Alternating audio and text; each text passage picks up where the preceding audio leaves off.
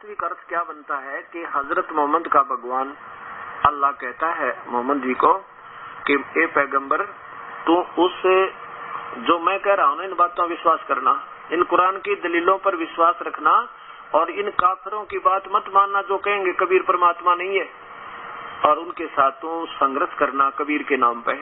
कबीर के लिए तू संघर्ष करना, लड़ाई नहीं करना।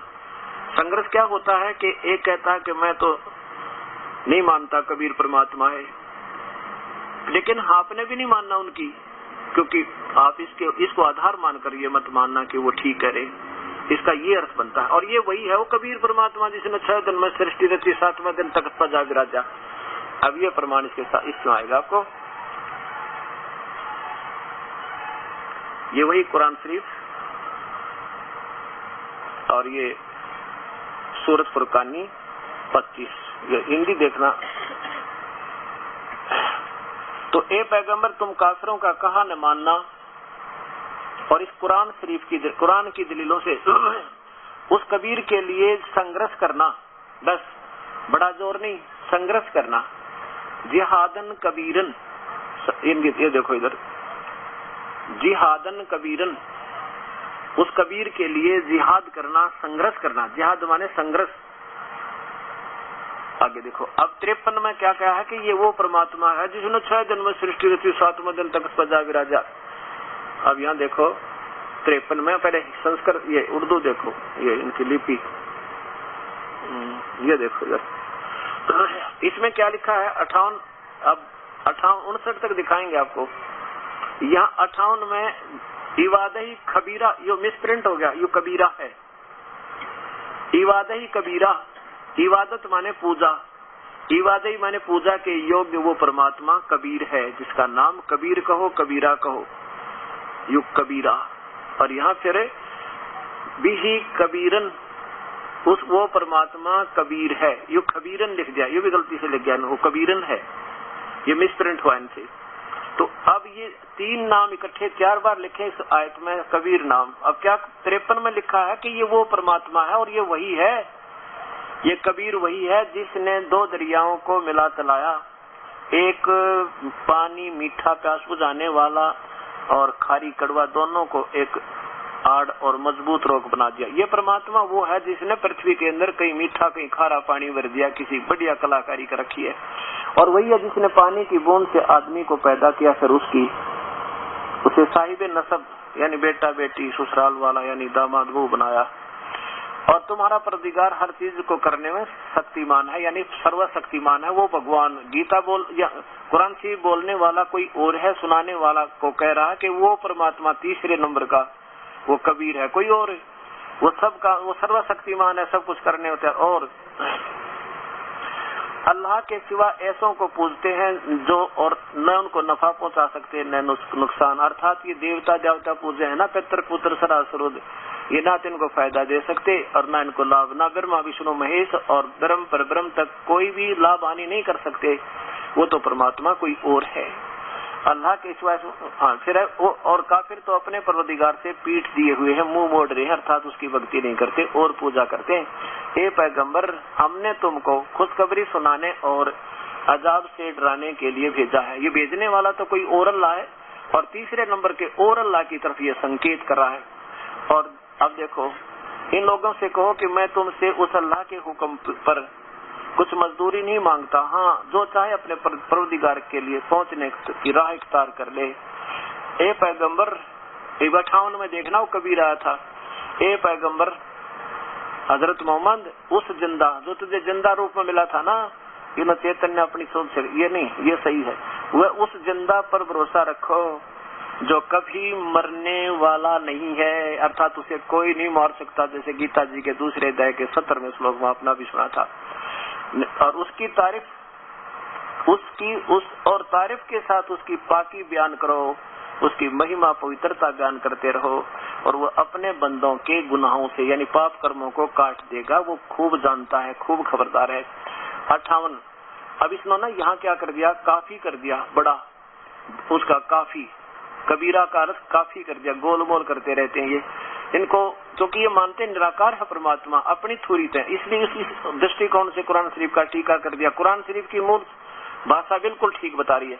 वो अल्लाह जो है वो कबीर, खूब खबरदार आपके गुनाहों से, वो कबीर ये लिखना था, वो कबीर अपने बंदों के गुनाहों से खूब खबरदार है, कबीर लिख देते। बस आगे देखो, जिसने आसमानों और जमीन के बीच जो कुछ उनके बीच में है सबको 6 दिन में पैदा किया, फिर तख्त पर जा विराजा, वह अल्लाह बड़ा, वो अल्लाह कबीर, यहाँ कबीर लिख देते, वो अल्लाह कबीर, वो भगवान कबीर, वो साहेब कबीर, वो देव कबीर, वो परमेश्वर कबीर, वो अकाल मूर्त कबीर, यहाँ कबीर लिख देना था, सारा झंझट मिट जाता।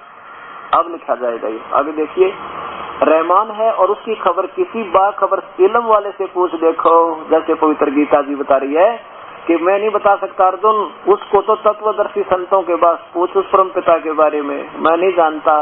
अर्जुन का तो ये कह रहा है कि उसकी खबर, तो उसकी खबर किसी बाखबर माने तत्वदर्शी संत से पूछो, भाई मैं नहीं जानता। अब आपके सामने क्या सिद्ध हो गया कि ये परम कबीर वही है, इसमें नाम कबीर आ गया और उसमें सेकंड कर दिया कि वो मनुष्य जैसा है जिसने 6 दिन में सृष्टि की, 7वें दिन तक जा विराजा। अरे इसमें सेकंड हो गया कि वो कबीर है और जा बैठा तो इसका मतलब आकार में है, और ये इसको निराकार बताएं। अब आइए पवित्र वेदों में, अब दोनों पवित्र धर्मों ने के पवित्र शास्त्रों ने तो सिद्ध कर दिया परमात्मा आकार में है, मनुष्य जैसा है और उसका नाम कबीर है। और अब आपको पवित्र वेद यही प्रमाण देंगे कि वो परमात्मा कबीर है, वो शरीर है, मनुष्य जैसा है। और अभी तक के महर्षियों ने, जिन्होंने अपनी सोच से जो सोचा, जितनी उसकी उपलब्धि हुई, वेदों को सत्य मानने वालों ने भी परमात्मा को निराकार ठोक कर लिख दिया। उनमें सबसे पहले कौन महापुरुष है?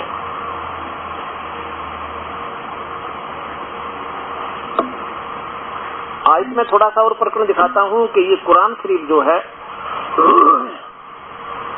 हजरत मोहम्मद को एक जबराइल नाम के देवते ने जबरदस्ती इसको डरा धमका कर, भयभीत करके, और जब अपना काल तक का ज्ञान बढ़वा दिया। ये भी देखो, वो दूसरा नाम देखिएगा, ये जीवनी है हजरत मोहम्मद। अब इससे पता लगेगा कि हम कहाँ खड़े हैं, हमारा भगवान कौन है। आज ना तो हिंदू को मालूम वास्तव हमारे प्रभु कौन है, ना मुसलमान को, ना ईसाई को, और ना सिख को। अब ये शास्त्र, ये हमारे शास्त्रों को अपनों को प्रथम लेकर फिर चलना होगा। किसी भी भगवान का ज्ञान आज तक किसी ने हुआ है तो कोई शास्त्र से हुआ है या वो परमेश्वर ने स्वयं आकर बताया, बस तीसरा कोई नहीं बता सकता। ये देखिएगा, आफ्ताबे आलम सादिक हुसन सरंदवी, नीचे देखिए ये कहाँ से प्रकाशित है। हजरत मोहम्मद सल्लल्लाहु की जिंदगी के हालात, यहाँ देखिए, हाँ वही है, एजेंट, सेल एजेंट है, जसीम बुक डिपो, उर्दू बाजार, जामा मस्जिद, दिल्ली। इसके 28 नंबर पृष्ठ पे अरब का चमकता सूरज, नीचे देखियो। अब मैं थोड़ा मौखिक बताऊंगा आपको, फिर ये जल्दी समझ में आओगी। क्या बताया इसमें कि वैसे तो हजरत मोहम्मद की थोड़ी सी जीवनी सुना दूं, इनके शास्त्र आधार। ये इनके पिताजी का नाम श्री अब्दुल्ला था। अब्दुल्ला जी की मृत्यु उस समय हो गई थी जब ये माँ के पेट में थे, गर्भ में थे हजरत मोहम्मद जी। और जब 6 वर्ष के हुए तो माँ भी मर गई। कति इतनी बुरी जिंदगी इस महापुरुष की, अगर देख लेता आदमी की आंखों में आंसू नहीं छूट खत्म हुआ।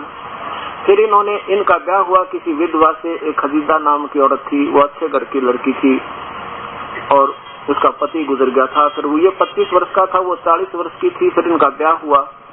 विवाह में फिर होने के बाद इनके 7 संतान हुई, 4 लड़की 3 लड़के। और इनके सामने तीनों लड़कों की मृत्यु होगी। इनके जीवित जीते जीते तीनों लड़कों की मृत्यु होगी।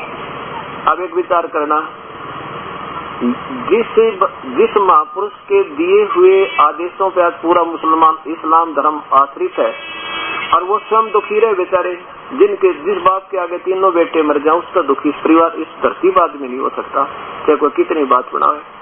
ऐसे ही जैसे हम भगवान श्री राम और कृष्ण के ऊपर आश्रित रहा करते थे, अब श्री राम का जीवन देख लो, जिससे बड़ा जीवन शायद किसी इंसान का हो।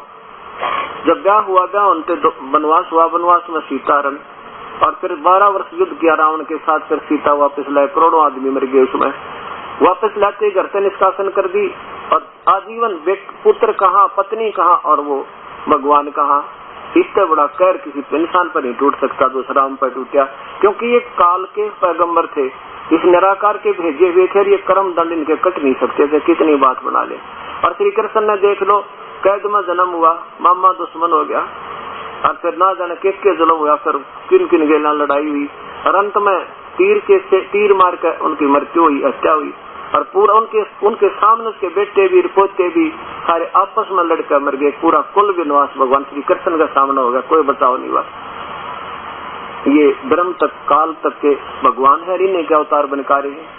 ऐसे हजरत मोहम्मद भगवान शिव के गण थे, शिव के लोग से आए थे, और पिछली अंश आत्मा थी, पिछले ऋषि रहे थे किसी जन्म में, और वो अपने पुण्य कमाई खाली जिसी थी, पुण्य भी भोगे और पाप भी भोगे।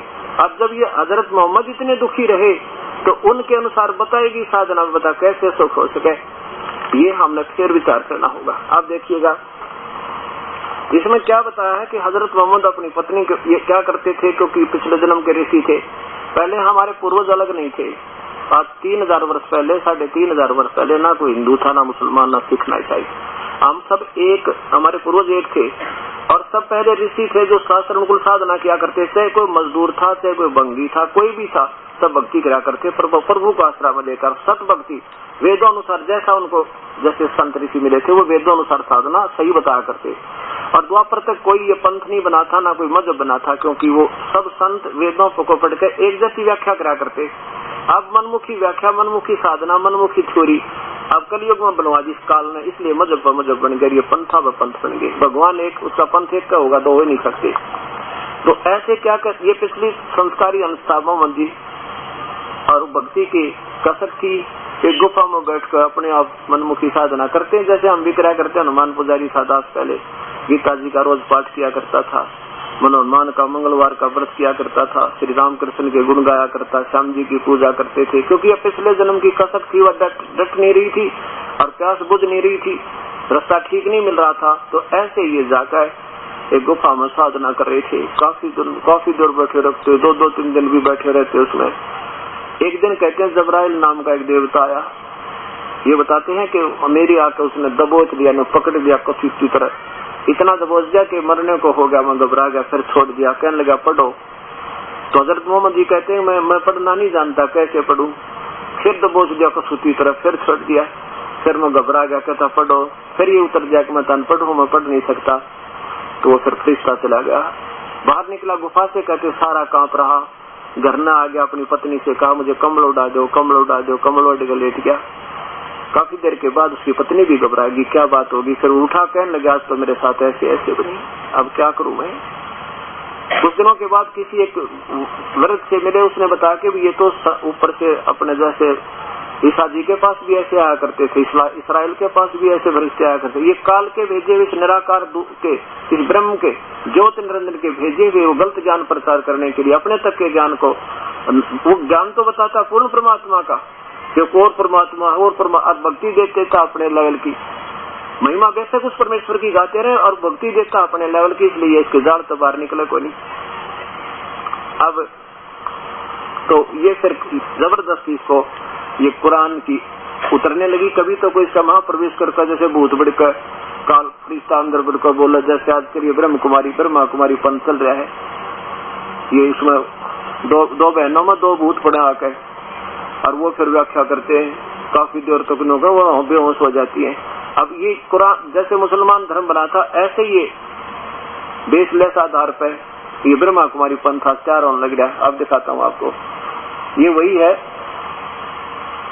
आफ्ताबे आलम, और ये जीवनी हजरत मोहम्मद जिंदगी के हालात। प्रश्न नंबर 28 पे नीचे देखो,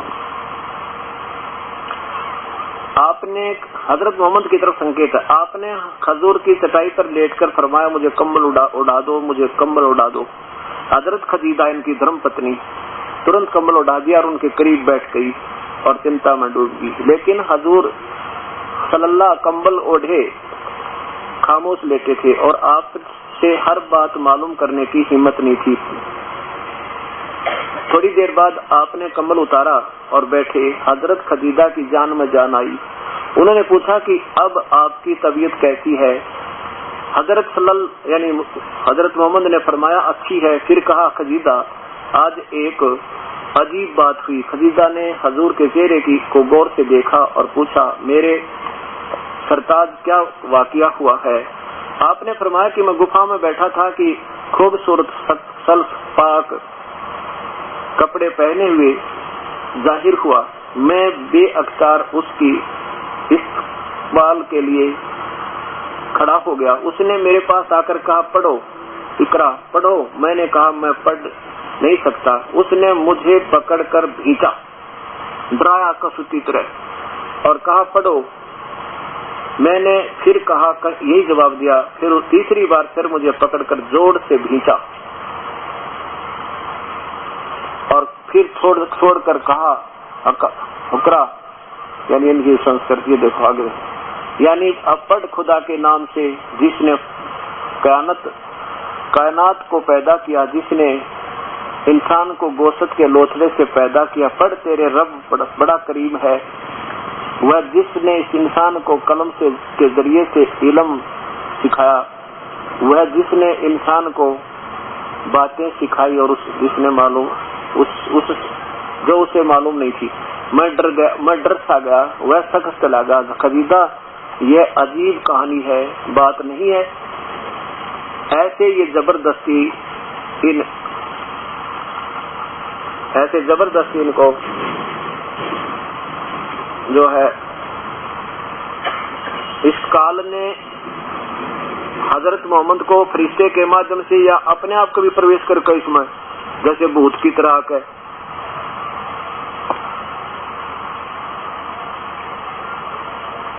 इसमें सारा प्रमाण दिया है कि कैसे आयत उतरी। ये भी देखो हम भक्ति जब करेंगे, जब हमारा फैसला हो लेगा वो कौन सी करे। एक कहता ये नाम जपो, दूसरा कहता ये जपो, को का भगवान निराकार है, को का साकार है, को का मनुष्य गुरुजी भगवान है, आज्ञा निराकार है।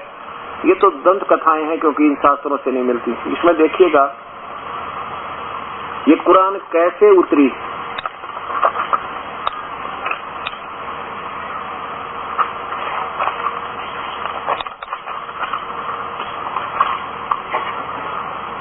ये कैसे बनी कुरान, ये देखो यहाँ लिखते 6 नंबर पृष्ठ पे मुकदमा कुरान मजीद के उतरने और संग्रह संकलन से के हालात। देखिएगा कुरान मजीद एक पवित्र किताब है, वह अंतिम नबी हजरत मोहम्मद सल्लल्लाहु पर उतारी गई। अब यहाँ देखो नीचे देखो,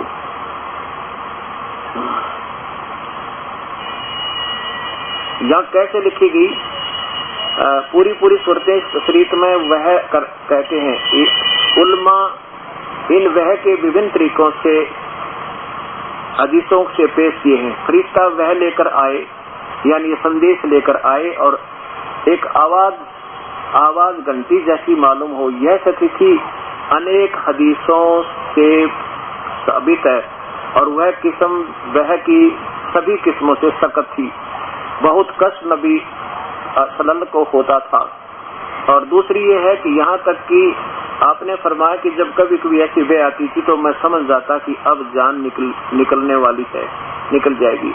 और दूसरा तरीका था, एक तो ये आती थी कि इसको दिखाई नहीं देता था, घंटी सी बजती थी, इसके अंदर प्रवेश कर जाता था और इसी अकड़ जाता था, जबान खुल जाती थी, फिर बोलना शुरू कर देता था, फिर लिखने वाले लिखते थे। और दूसरी ये है कि फरिश्ता दिल में कोई बात डाल दे, या फरिश्ता आदमी के रूप में आके जैसे जबराइल आया था बात करे और फिर किस्म बहुत आसानी से इसमें ये तो आसान थी, ये किस्म बहुत आसान थी, इसमें कष्ट नहीं होता था। जबकि इतना डरा डरू दिया वो तो कष्ट थोड़ा था, लेकिन वो जो अंदर प्रवेश करके भूत की तरह बोल रहा था वो कष्ट ज्यादा था। अल्लाह ताला अपने ही हालत में कलाम फरमाए, यह किस्म की सही हदीसों में साबित है। यानी उसका भगवान भी कई बार बोल रहा है ऊपर आकर आकाशवाणी कर, अल्लाह ताला जिसका वो कहता है ना हजरत मोहम्मद सुन ले तो मैं तेरे को बताऊं, तो ये अल्लाह बोल रहा था उसका खुदा, जिसने ये काल भी बोलता जिसे गीता बोल रहा था। अब ये कहना जाता था दास साहब को कि ऐसे ये मजहब बन गए। अब ये ब्रह्मा कुमारी पंथ क्या है ये दिखाऊंगा आपको इनके प्रमाण सामने। एक लेखराज नाम के शर्मा जौहरी थे कलकत्ता बम्बई में, और उसमें एक कोई पितरात्मा आने लगी और वो लग गया बोलन, उसकी लिखने लग गए, फिर वो मर गया, फिर एक उस लड़की मान लग गया वो।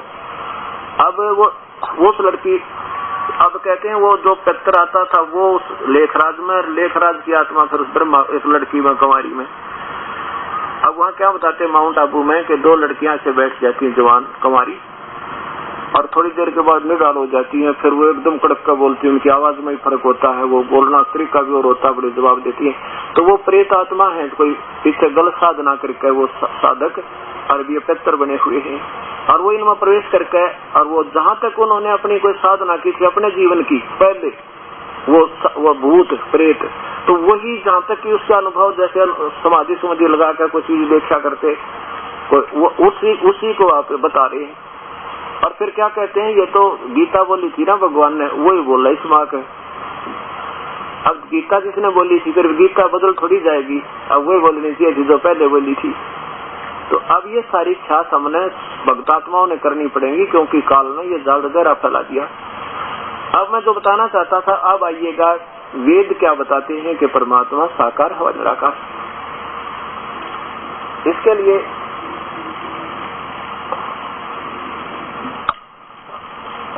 हमने सबसे पहले वेदों को लेना होगा, और वेदों का आजकल जो सबसे ज्यादा वेदों के बारे में जानकार महापुरुष महर्षि दयानंद सरस्वती जी के बारे में जाना जाता है कि इन्होंने वेदों को जैसा जाना और समझा शायद आज तक किसी ने नहीं समझा। हम इन्हीं के आधार पर चलेंगे, क्योंकि हमें तो अनजान है, ज्ञान नहीं। इन महापुरुषों के ही लिखे हुए लेखों को फिर शास्त्रों से मिलाएंगे, जहाँ तक उनके लेख ठीक हैं, शास्त्रों से मिलते तो वेल एंड गुड, बहुत अच्छा, धन है। और शास्त्रों से नहीं मिलेंगे तो फिर हम उसको फिर सोचेंगे कि ये क्यों नहीं मिले, तो इसको फिर आगे उसका वो कहाँ से कैसे मिलेंगे। तो उनको फिर कबीर साहिब की वाणी से, उन महापुरुषों ने जिन्होंने आंखों देखा परमात्मा को, उनसे और वेदों का सही मेल होता है। तो फिर हमने ये सोचना पड़ेगा कि ये वो सही है जो वेदों से मिल रहा है, और जो वेदों से नहीं मिल रहा है तो फिर वो पूरा नहीं है। अब देखिएगा सत्यार प्रकाश मेरे सीधा। अब ये क्या चीज है, सत्यार प्रकाश क्या है? ये जैसे उपनिषद होते हैं, ये उपनिषद क्या होते हैं? जिस महापुरुष ने, जिस ऋषि ने अपनी साधना भगवान को जैसा सोचकर, जिस मंत्र से जैसी साधना की, और उसने अंत समय में जैसा भी उसकी उपलब्धि हुई, अपने सारे जीवन की जो उसके अनुभव था, एक अलग से बुक बना दी, उसको उपनिषद कहने लगे। तो ये जो शास्त्र सत्यार प्रकाश है, ये आर्य समाज के विचारों वाले व्यक्तियों के लिए उपनिषद बन गया। अब जैसे जिन महर्षियों ने उपनिषद बना दिए, तो उनके अनुयायी उपनिषद पढ़ते रहे, वेदों को नहीं देखा। क्यों नहीं देखा? उन्होंने ये सोचा कि हम इतना नहीं समझ सकते जैसे हमारे वो ऋषि समझ गए, इसलिए वेदों को तो छोड़ दिया, और इस पे आधारित हो गए जो उन्होंने अपनी सोच के शास्त्र बना दिए। तो ये बिल्कुल होना भी स्वाभाविक है, और इतना विश्वास भी होना चाहिए। अब ये कोई समय दिया मालिक ने आप चेतना दी इस दास को कि एक बार सिर्फ देखो इनको, ये कहाँ तक बताते हैं और वेद कहाँ तक बताते हैं। तो अब फिर देखेंगे, वेद को किसी की पर्सनल प्रॉपर्टी थोड़ी है, ये तो निजी संपत्ति नहीं किसी की। शास्त्र तो कभी भी उस पर जो ना इन्वेशन हो सकती है, कभी खोज कर सकते हैं। आज फिर हो रही है, अब देखिएगा।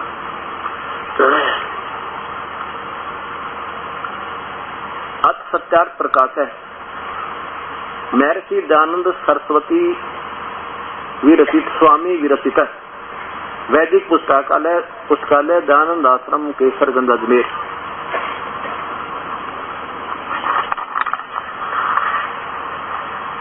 सत्यार्थ प्रकाश है, नीचे देखो महर्षि दयानंद सरस्वती वैदिक पुस्तकालय दयानंद आश्रम केसरगंज अजमेर। अब इसमें प्रथम समोल्लास में ही क्या लिखा है कि सबसे बड़ा होने से प्रभु का नाम ब्रह्म है।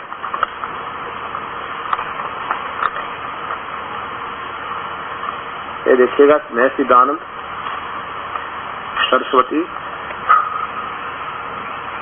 और ये है सत्यार्थ प्रकाश है, प्रथम समोल्लास है ये।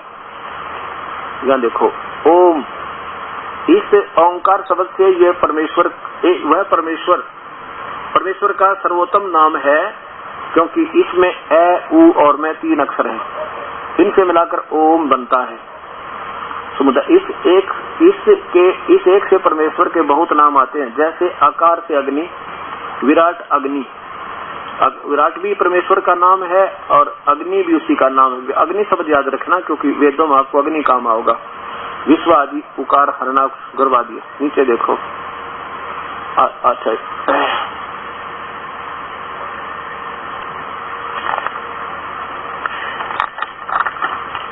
यहाँ ऊपर देखिएगा। हाँ, यहाँ ये प्रथम समोल्लास, ये प्रथम समोल्लास। और यहाँ देखो ओम आदि नाम सार्थक है। ओम खम, यहाँ देखिए आगे, रक्षा करने से ओम, आकाशवत व्यापक होने से खम, सबसे बड़ा होने से ईश्वर का नाम ब्रह्म है। ये ब्रह्म को सबसे बड़ा भगवान मानते हैं। ब्रह्म सबसे बड़ा होने से ईश्वर का नाम ब्रह्म है। आगे देखो, अब यहाँ आइएगा।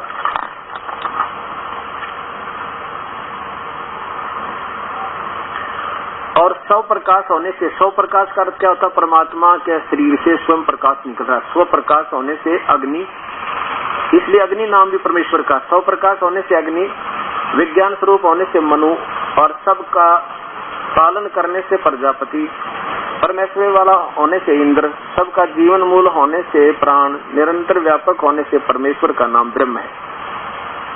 आगे देखो, आगे भी लिखा है कि सृष्टि की रचना करने, सब जग के रचने के कारण ब्रह्मा, सर्वव्यापक होने से विष्णु, दुष्टों को दंड देने से रुद्र, मंगलमय और सबका कल्याण में करता होने से शिव। ये आदि नाम, इसमें अग्नि शब्द याद रखना, और विष्णु भी प्रभु का नाम है, ये याद रखना। आगे देखो, यहाँ फिर अग्नि शब्द पर बात आती है करके। यहाँ देखो, इस धातु से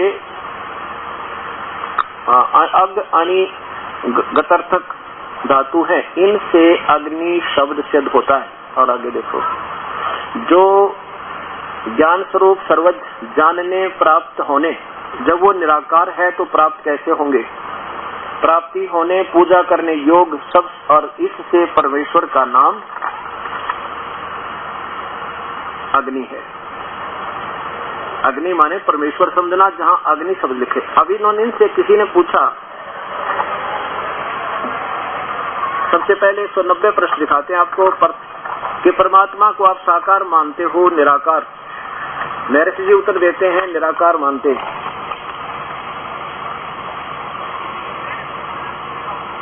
ये सप्तम समोल्लास 190 पृष्ठ नीचे देखिए।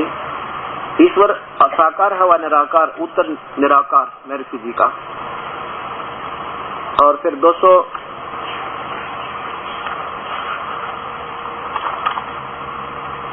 212 पर फिर देखिए, ये ऊपर ये सप्तम समोल्लास 212 पृष्ठ पे, परमेश्वर को आप निराकार मानते हो, साकार निराकार मानते? उत्तर महर्षि जी का कि निराकार मानते। आगे देखो नीचे, इनसे पूछा कि परमात्मा ने वेदों को किसने बोला? कि ब्रह्म ने बोला। अब यहाँ ऊपर प्रश्न चल रहा है, देखिएगा कि प्रश्न जब ऊपर देख, जब निराकार है तो वेद विद्या का उपदेश बिना मुख के वर्ण उच्चारण कैसे हो सकेगा? भगवान निराकार है, तुम कहते हो वेद बोले, तो कैसे बोले भगवान ने वेद? यहाँ देखो नीचे उत्तर, यहाँ आओ। जैसे जीवों को अंतर्यामी रूप से उपदेश किया है, किंतु केवल दूसरों को समझाने के लिए उच्चारण किया जाता है। जब परमेश्वर निराकार सर्वव्यापक है तो अपनी विद्या का उपदेश जीव सत स्वरूप, जीव सत माने भूत की तरह दूसरे की आत्मा में अंदर जाकर, जीव सत, सत माने स्थापित होकर जीव की तरह, पता ना लगने दे कौन बोले, जैसे श्री कृष्ण में काल बोल गया अंदर प्रवेश करके यही ब्रह्म, और गीता बोल दी। क्या लिखा है कि जीव सत स्वरूप, जीव सत माने जीव की तरह, अंदर जैसे जीव बोला करे ऐसे भूत की तरह एक आत्मा में प्रेत आत्मा बढ़ जाती है दूसरे के शरीर में, और वो बोलती रहती है, और ऐसे बोलती है जैसे ये ओरिजिनल बोल रहा हो। जीव सत स्वरूप से जीव आत्मा में प्रकाश कर देते हैं, और फिर वह मनुष्य अपने मुख से उच्चारण करके दूसरों को सुनाता है। इसलिए यहाँ दोष नहीं। फिर प्रश्न किया कि किन के आत्मा में कब वेदों का प्रकाश किया, तो यहाँ उत्तर दिया महर्षि जी ने कि प्रथम तो सृष्टि के आदि में परमात्मा ने अग्नि, वायु, आदित्य और अंगिरा ऋषियों की आत्मा में एक एक वेद का प्रकाश किया। ठीक है, अब यहाँ देखो, अब 217 पे क्या बताया। इस प्रश्नकर्ता ने कहा कि फिर तो जैसे भगवान ने ज्ञान दे दिया चारों वेदों को, चारों ऋषियों को न वेद बोल लिख दिए होंगे। ने बोला नहीं, प्रश्न देखो, ईश्वर ने उन पीछे कर दे करते शब्द कर प्रश्न, ईश्वर ने उन ऋषियों को ज्ञान दे दिया होगा और उस ज्ञान से उन लोगों ने वेद बना लिए होंगे। प्रश्नकर्ता कहता, महर्षि जी कहते नहीं, उन्होंने नहीं बनाई, वो तो भगवान बोला उनके अंदर। वो भूत की तरह प्रेतवत काल बढ़कर प्रवेश करके ब्रह्म, ज्योति निरंजन और चारों ऋषियों में एक एक वेद बोल दिया। उत्तर क्या है, ज्ञान गे के बिना नहीं होता। अच्छा आगे देखो, इन ज्ञान पूर्वक इन छंदों का निर्माण करना बिना सर्वज्ञ के किसी की समर्थता नहीं है, यानी ऋषि नहीं बोल सकते, ये तो समर्थ ही बोल सके। और इस प्रकार सर्व ज्ञान युक्त शास्त्र को बना सके, यानी ना कोई ऋषि में ताकत, वो ना बोला अंदर बढ़ के, ये कुछ नहीं बना सकते, वो तो आप ही बोले। और यहाँ हाँ इतना है कि वेद पढ़ने के पश्चात व्याकरण बना ली। अब ये भी सोचना होगा, अगर कोई व्याकरण अड़ा कर बैठा, व्याकरण ठीक नहीं जबकि इसे सरलाभ ठीक नहीं हो रहा जो इन्होंने किया, पहले हमने वेदों को मानना पड़ेगा, क्योंकि भाषा पहले व्याकरण बाद में बनी। स्वयं स्वीकार करते हैं कि उन्होंने वेद पढ़ने के पश्चात व्याकरण, निरुक्त और छंद आदि तो बना लिए, ऋषि मुनियों ने विद्याओं का प्रकाश करने के लिए किए हैं। यानी ऋषियों ने, इन चारों ऋषियों ने ये व्याकरण विवरण तो अपने लेवल तो बोली है, लेकिन वो वेद तो इस ब्रह्म ने अंदर प्रवेश करके बोली। वे इसलिए वेद परमेश्वरों उक्त हैं, भगवान के द्वारा कहे गए हैं। उक्त माने बोले गए, ये परमेश्वर उक्त है, परमात्मा के द्वारा बोले गए, सीधी सी। ठीक है, अब परमात्मा ब्रह्म है। अब फिर देखो 225 पृष्ठ से फिर प्रश्न किया कि भगवान को आप निराकार मानते हो या निराकार। ये उत्तर देते हैं कि निराकार। ये देखो प्रश्न नंबर 25 से 225 से। अब तीसरी बार भी कह रहे हैं ईश्वर साकार है व निराकार, ईश्वर निराकार है।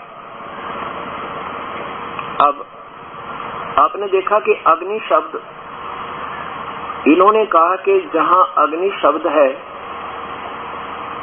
वो परमेश्वर का बोध समझना, और साथ में जब ऋग्वेद को इन्होंने भाषा से प्रारंभ किया तो विशेष हिदायत दी है कि जहां अग्नि शब्द हो। वैसे तो अग्नि का आम बालक बता दे आग, और संत ऋषि ही बताया करते हैं आध्यात्मिक वर्डों को, शब्दों को, उसका विशेष ढंग से समझा। उन्होंने ऐसे समझा कि जहाँ पर अग्नि शब्द वेद में मिले और जिसकी ये स्थिति हो, जैसे जहाँ अग्नि का आग शब्द बनेगा वो तो अलग से दिखेगा, अर्थ बनेगा। जहाँ परमेश्वर शब्द बनेगा वो तो अलग दिखेगा। जैसे पुरुष है, और पुरुष पहला तो परमात्मा का नाम है पुरुष, पुरुष माने प्रभु, क्योंकि परमात्मा ने मनुष्य को अपने जैसा बनाकर सेकंड नंबर पर पुरुष माने व्यक्ति होता है मनुष्य। पहला अर्थ पुरुष का परमात्मा होता है। ऐसे समझना अग्नि का वास्तविक अर्थ तो परमेश्वर है, और फिर उसी ने इस अग्नि आग आदि यानी बनाई भौतिक, तो फिर उसको अग्नि भी कहते हैं।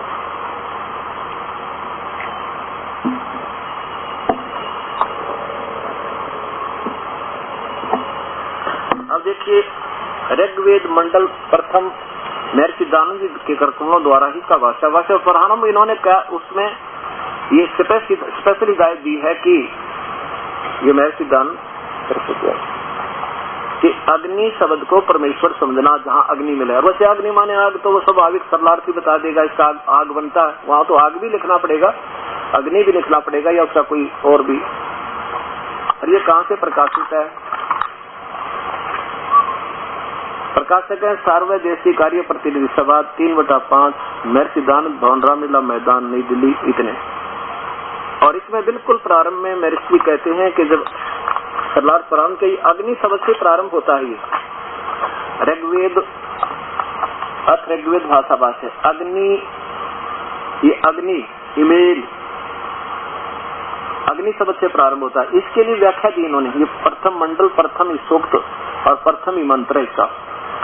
इसमें क्या लिखा है, स्पेशल हिदायत दी है कि यहाँ अग्नि शब्द के दो अर्थ करने में प्राण है। प्रमाण है कि इस ऋग्वेद के मंत्र से जानना जाता है कि सद्ब्रह्म एक सद्ब्रह्म, ब्रह्म माने तो ये भगवान माने, और सद्ब्रह्म माने सच्चा भगवान। एक झूठा हो गया, एक सच्चा हो गया, दो हो गए।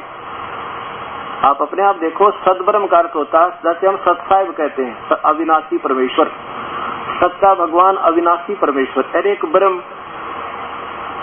अब ये हर एक पॉइंट पर सोचकर तब चलेंगे तब हमें ये सारा जटिल समस्या समझ आएगी। ये कोई बड़ी बात नहीं है। अगर शिक्षक ठीक हो ना स्टूडेंट, तो वही दिमाग आजकल के ज्यादा पहले से अपने में और तुरंत पकड़ जाएंगे। अब इनसे किसी ने पूछा कि तुम परमात्मा, आगे बताएंगे, एक सद्ब्रह्म यानी सत्य, एक तो ब्रह्म हो गया और एक सद्ब्रह्म, सद्ब्रह्म दूसरा हो गया, ब्रह्म कोई और है।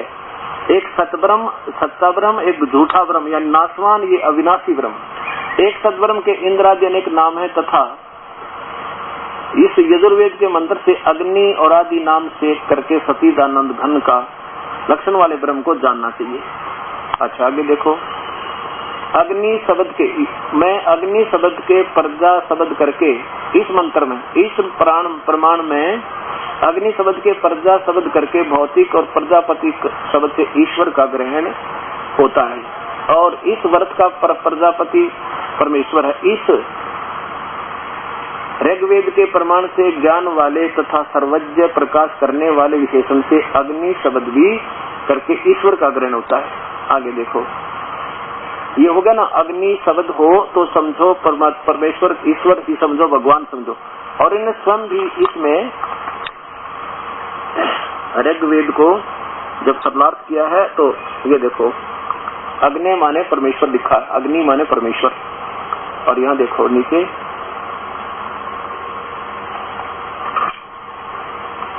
ये 4 नंबर में अग्नि माने परमेश्वर। और इन्हीं की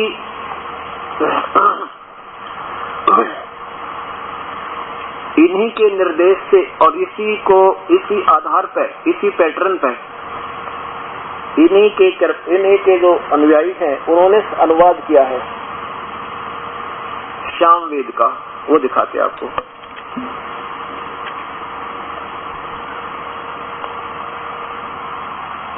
वो देखिएगा, सामवेद और यजुर्वेद। यजुर्वेद तो महर्षि दयानंद जी का अपने करकमला द्वारा पूरा ही है, और यज्ञवेद का इन्होंने आधा किया था, आधे ऋग्वेद का, फिर इनकी ये अपने चले गए शरीर छोड़कर।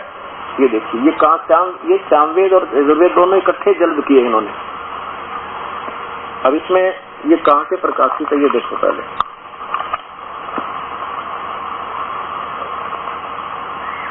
प्रधान कार्यालय दयानंद संस्थान, वेद मंदिर महात्मा, वेद भिक्षुक सेवा आश्रम, पोस्ट मुखमेलपुर दिल्ली। इसमें सामवेद जो लिखा है वो इसमें महर्षि दयानंद जी के यानी मृत्यु के उपरांत इन्हीं के दिए गए हिदायतों यानी आधारों से इसका सरलार्थ किया। तो इसमें क्या लिखा है, शुरुआत में अग्नि माने हे परमेश्वर, अग्नि माने परमेश्वर, अर्थात ये समझना वेद में जहाँ अग्नि शब्द लिखा है वहाँ परमेश्वर, अग्नि माने परमेश्वर, ये प्रथम मंत्र। दूसरे में अग्नि माने परमेश्वर, अग्नि माने ईश्वर को, अग्नि माने परमेश्वर, अग्नि माने ईश्वर, अग्नि माने ईश्वर, अग्नि माने परमेश्वर। ये देखो इधर साथ ही है, अग्नि माने हे ईश्वर, अग्नि माने हे परमेश्वर, अग्नि माने हे परमेश्वर, अग्नि माने हे परमेश्वर, और देखो अग्नि माने हे परमेश्वर। इसमें गलती नहीं, कितनी जगह पर अग्नि माने परमेश्वर, अग्नि माने परमेश्वर, अग्नि माने परमेश्वर। और इसी में देखो महर्षि दयानंद जी जब यजुर्वेद, क्योंकि ये परमात्मा निराकार मानते हैं, और इसमें यजुर्वेद कहता परमात्मा सहशरीर है। इन्होंने अपनी थ्योरी को, अपने दिए हुए विचारों को सच रखने के लिए ऐसा दास को लगता है कि जानबूझ के इन शब्दों के अर्थ भी छोड़ दिए। अर्थ यजुर्वेद भाषा भाषा, ये प्रथम मंत्र, प्रथम अध्याय है, प्रथम अध्याय प्रथम मंत्र यहाँ से। अब देखो इसके 14 नंबर अध्याय पर 15 नंबर श्लोक में आप देखिएगा, इसमें आता है कि परमात्मा सहशरीर है। ये देखो,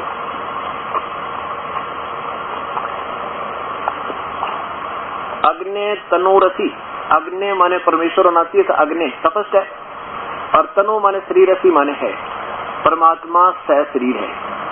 अच्छा, इन्होंने क्या किया, इन 12 शब्दों का अर्थ ही रहा इनमें। आप देखिएगा ना, तो अग्नि तनुरसी वाचो विसर्जने, ये इनका कोई अर्थ नहीं। जो गोलदार है ना, सुसिम, और ये सह इदम, और यहाँ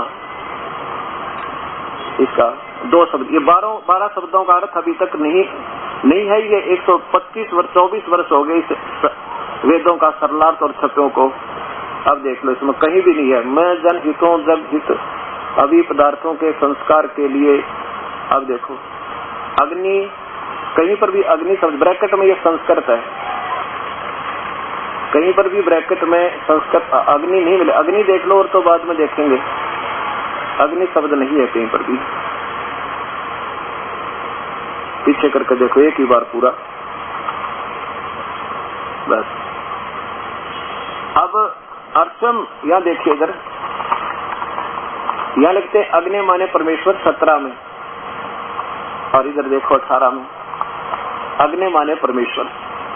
और फिर इसी के 5वें श्लोक में, 5वें अध्याय के प्रथम श्लोक में फिर आता है कि परमात्मा सहशरीर है। ये देखो, यहाँ ये शुरू हो गया। अथ 5वां अध्याय आरंभ। इसमें 2 बार आ गया अग्नि तनुरसी, विष्णुवे तवा सोमस्य तनुरसी। विष्णु माने थे भगवान मानते ही वहां लिखा था, और सोम माने भी जगदीश्वर, इन्हीं की कर कमलों से देखिएगा 35 नंबर श्लोक में ये सोम माने हे जगदीश्वर लिखते।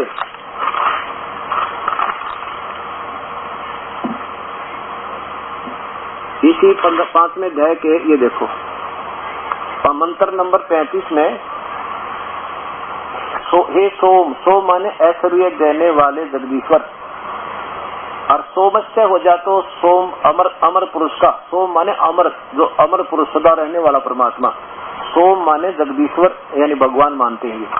और यहाँ क्या लिखा है ये देखिए, अब देखो, ये सोमस्य, सोमस्य यानी सोम का, सोम माने जगदीश्वर का, तनु माने शरीर, असी माने। अब देखो, दास ये नहीं कह रहा कि मैं बहुत बड़ा विद्वान हूँ, मैं ये देख रहा हूँ कि देखो यहाँ तनु माने शरीर ये कह रहे हैं, असी माने है, और अग्नि माने परमेश्वर 100 जगह लिख रखे, फिर कसर के रहेगी। यहाँ देखो, ऊपर देखो, अग्नि माने अग्नि तनु असी, परमात्मा सह शरीर है। इसने 8वीं क्लास भी तो पास हो ना, तो संस्कृत कर रखी हो वो भी समझ जा, और ना तो जमा कति इस संस्कृत के जोड़ तोड़ को देखकर आम व्यक्ति, बालक भी समझने लग जाएगा। विष्णु माने सर्वव्यापक परमात्मा, सर्व पालन करता परमात्मा। तवा माने उस, अब तवा माने स्वयं उस लिखते, तवा माने उस।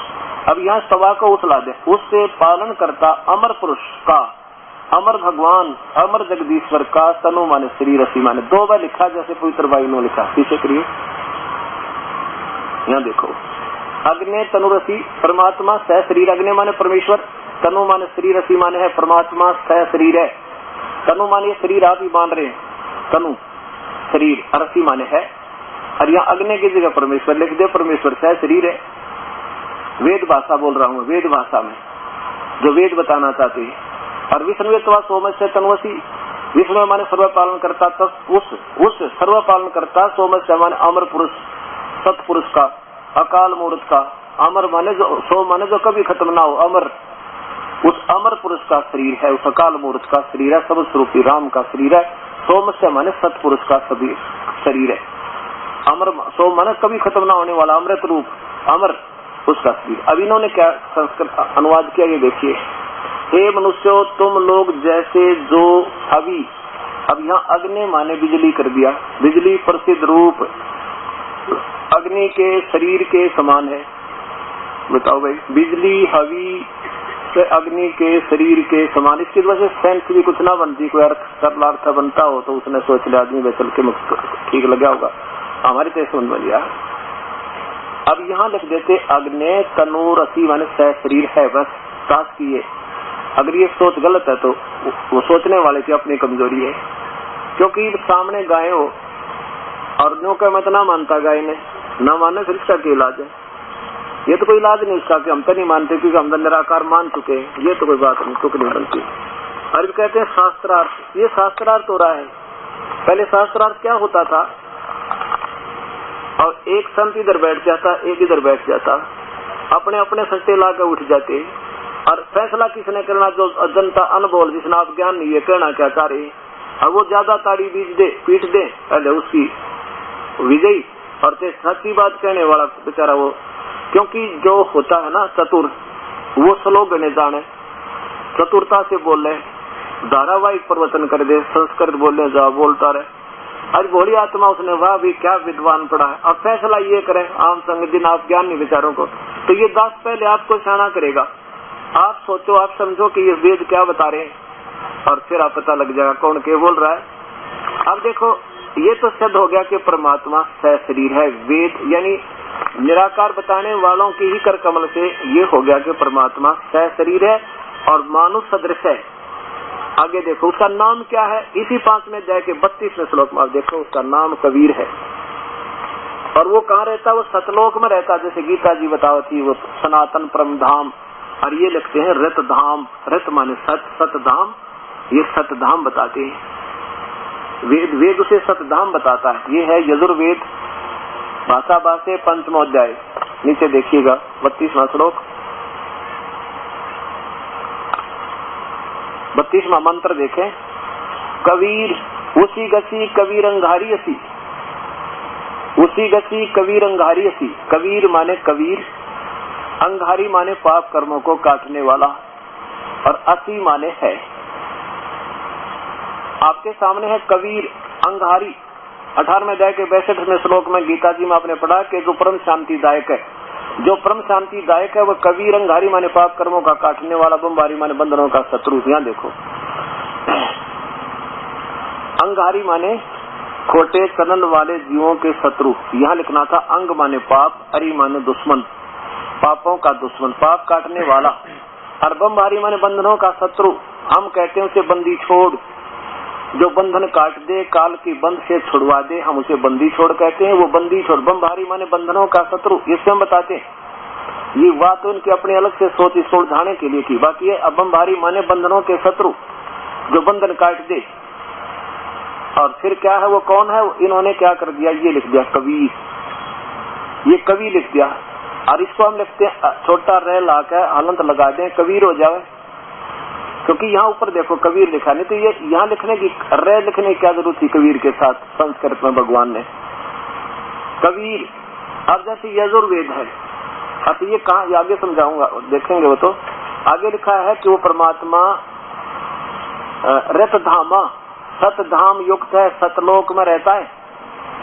वो कबीर परमात्मा जो है सत धाम युक्त है, असी माने है, सतधाम सनातन धाम, सतलोक, सतखंड, अमर लोक, अमर धाम, उसी के पर्यायवाची नाम है। ये सतत धाम में है, और वो स्वर ज्योति स्वयं प्रकाशित है, उसका शरीर स्वयं प्रकाशित है, स्वर ज्योति। संस्कृत जानने वाले और निज डिक्शनरी देख सकते हैं। अब क्या हो गया, क्या बताया कि परमात्मा सह शरीर है, और वो जन राट है। जन राट माने मनुष्य जैसा तेजो में शरीर है उसका। इसी के 5वें अध्याय में लिखा है 36वें श्लोक में कि वो जन राट है, मनुष्य जैसा है, और वो तेजो में शरीर है। अब देखिए फिर इनसे प्रश्न किया किसी ने सत्यार प्रकाश में कि तुम परमात्मा को एक मानते हो या दो, परमात्मा एक है या अलग है? इन्होंने कहा नहीं, वेद में कोई ऐसा प्रमाण नहीं जिसे अनेक परमात्मा सिद्ध हो। ये देखिएगा सत्यार प्रकाश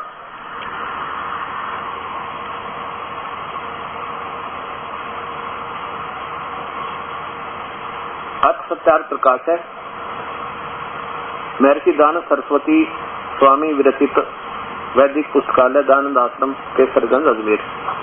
इसके प्रथम समोल्लास में इसके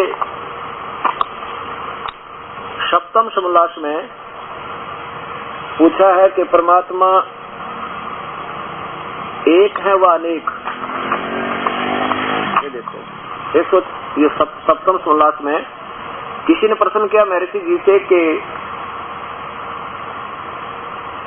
प्रश्न है कि वेद में ईश्वर अनेक हैं, इस बात को तुम मानते हो व नहीं? उत्तर नहीं मानते, क्योंकि चारों वेदों में कहीं यह नहीं लिखा जिससे अनेक ईश्वर सिद्ध हो। ये ध्यान रखना, अभी इन्हीं की करकमल द्वारा दिखाऊंगा। किंतु यह तो लिखा है कि ईश्वर एक है। अब देखो ये क्या बताते हैं, प्रथम समोल्लास में ही भगवान की व्याख्या करते आ रहे हैं। परमात्मा किसे कहते हैं? अब देखो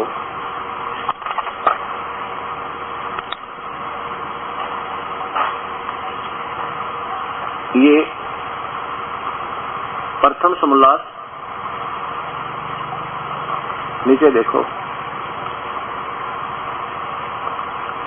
तीन परमात्मा इन्हीं की कलम से दिखाते हैं। ईश, ईश्वर, परमेश्वर, ब्रह्म, परब्रह्म, पूर्ण ब्रह्म, क्षर पुरुष, अक्षर पुरुष, परम अक्षर पुरुष। और फिर गीता जी में दिखाऊंगा और ऋग्वेद में दिखाऊंगा तीन परमात्मा न्यारे न्यारे। अब क्या है, ईश ऐश्वर्य वर्तते, ये देखो यहाँ इन्होंने ये शब्द नहीं लिखे, ये दोनों छोड़ दिए। वेद मंत्र है कि ईश ऐश्वर्य वर्तते स ईश है, वो तो ईश है। ईश माने मालिक, ये ब्रह्म है। ईश्वर ये पर ब्रह्म है और परमेश्वर जो है पूर्ण ब्रह्म है। अब देखना, अब ये तो कि इस धातु से ईश्वर शब्द सिद्ध होता है।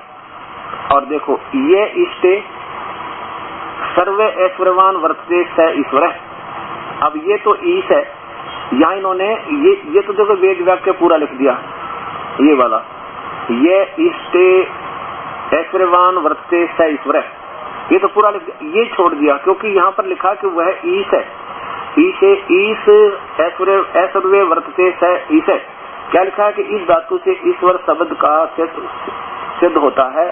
और ये इष्टे सर्व ऐश्वर्यवान वर्त, ये तो ऐश्वर्यवान, ये सर्व ऐश्वर्यवान, ये तो साधारण सुखदाई, ये और इसे घना सुखदाई। वो साधारण सुखदाई तो ईश है, ब्रह्म है। और सर्व ऐश्वर्यवान या ज्यादा सुखदाई वो ईश्वर है, जिसका सत्य विचार, शील, ज्ञान और अनंत ऐश्वर्य है। इससे उस परमात्मा का नाम ईश्वर है। अब दो हो गए, ईश और ईश्वर, दो हो गए। अब तीसरा देखो, ये देखो 26 पृष्ठ पे इनके करकम, इधर देखना, ये समोल्लास नंबर प्रथम 26 पृष्ठ पे समर्थ ऐश्वर्यवान नाम ईश्वर का, ये दिन के अपनी। अब देखो वेद मंत्र देखो, ये ईश्वरेशु समर्थेशु परम श्रेष्ठ है। होय होय, जो ईश्वरों से भी समर्थों से भी परम श्रेष्ठ है, सह परमेश्वर है। होय होय, वो परमेश्वर है। एक साधारण सुख देने वाला तो ईश्वर है, ईश है, और उससे ज्यादा सुख देने वाला ईश्वर। और ईश्वरों शब्द नहीं लिखना चाहिए था महापुरुष ने। ईश्वरों शब्द, अगर एक ईश्वर है तो अपनी कलम से ईश्वरों से, यानी गणेश्वर हो गए। ईश्वरों से अर्थात समर्थों से, मैं समर्थ जिसके तुल्य कोई और नहीं है, उसका नाम परमेश्वर है। तीन भगवान आप लिख रहे, ईश्वर और परमेश्वर। ये फिर देखो, ये ईश्वरेशु मन ईश्वरों से भी, सब ईश्वरों से, और समर्थेशु उन सब ईश्वरों समर्थों से भी परम श्रेष्ठ है, वो अति श्रेष्ठ है, सह परमेश्वर, वो तीसरे नंबर का भगवान परमेश्वर है। और फिर इसी में बताया है कि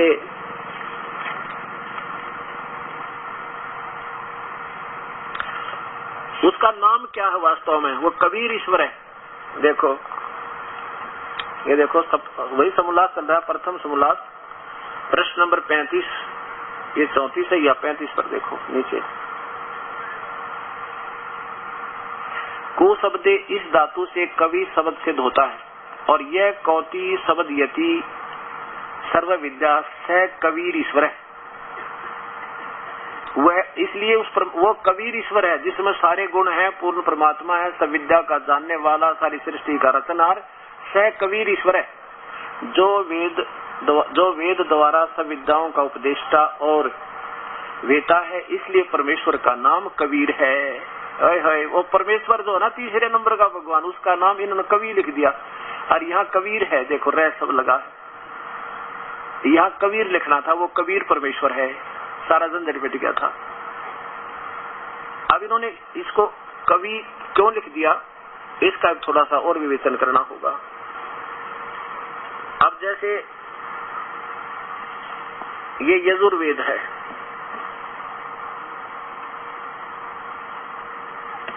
ये यजुर्वेद है,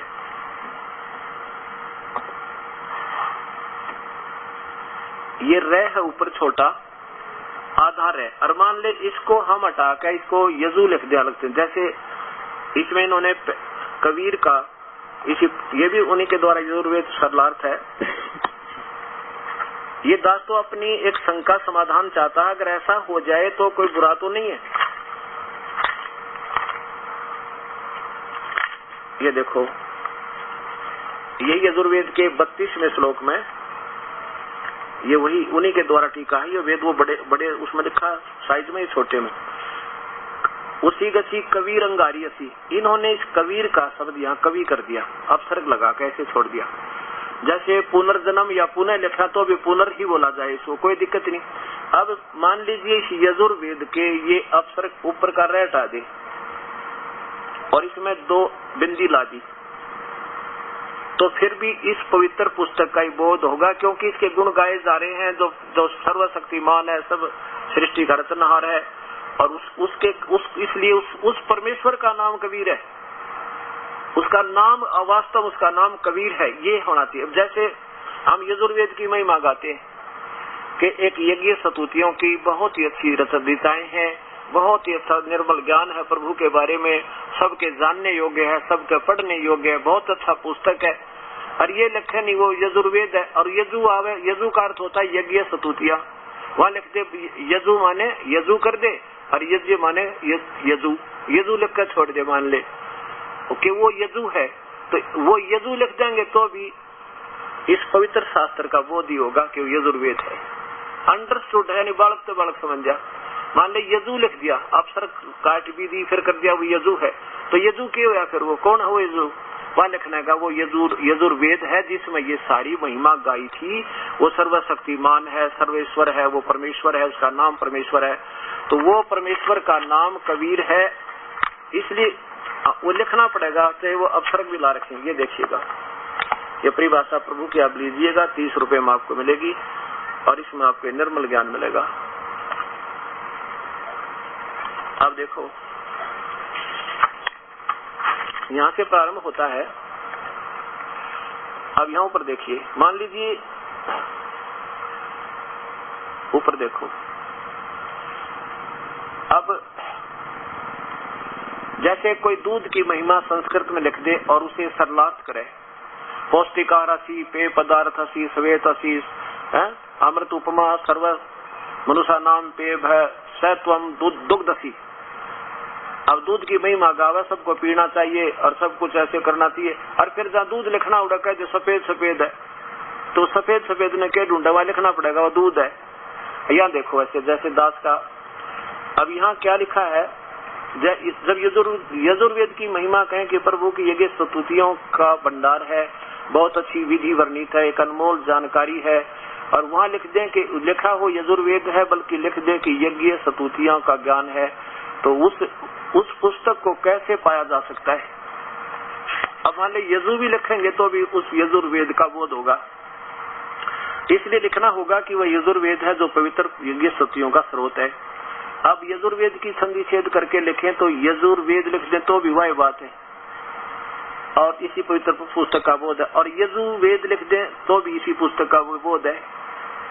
बताओ, अब इसको यजु लिख दे, जैसे उसका कवि, उन्हें कवि कर दिया, यजुर है, यजुर बोलेंगे तो भी कोई दिक्कत नहीं, क्योंकि संस्कृत तो ना व्याकरण बाद में बनी और भगवान ने ये पहले बनाए, तो ये यजुर ही है।